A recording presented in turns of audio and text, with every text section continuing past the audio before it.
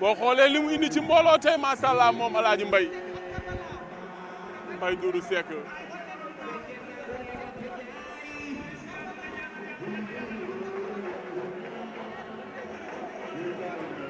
Karbala ak Mbaye Doudou Seck Karbala méb na léegi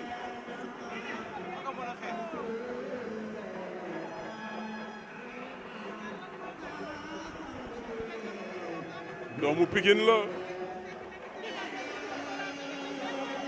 daw nañ jàppante takk na ko ëñ ko mu caxabal Mbaye Doudou Seck jaay na ko doole daan na ko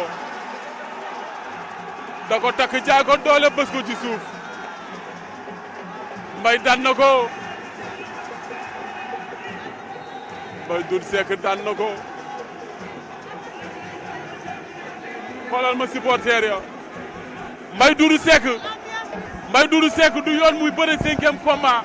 ñamala di ko bëre 7e combat wala 8e combat tey dañoo def leen neex même usine technique bëre na ñaari spécial du yoon muy bëre 3e combat du yoon Thiatou Fissel di bëre 4e combat du yoon na ménagé lu xool li ñuy def bu baax a baax lii du yoon ki nga xamante ne mooy ñamala benn combat la am Mbaye Doudou Seck bi mooy 8e combat am te li ñu yaakaaroon nag moo amul ndax dañoo yaakaaroon ñoon dañu indi supporter te indi wuñu dara xoolal kay xale bi li mu def xoolal Mbaye Doudou Seck li mu def fii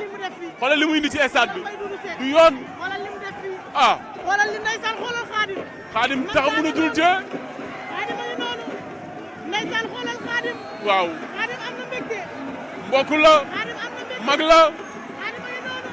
cey yàlla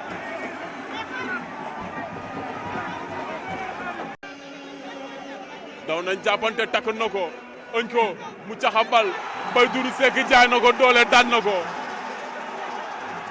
da ko takk jaay ko doole bës ko ci suuf Mbaye daan na ko Mbaye Doudou Seck daan na ko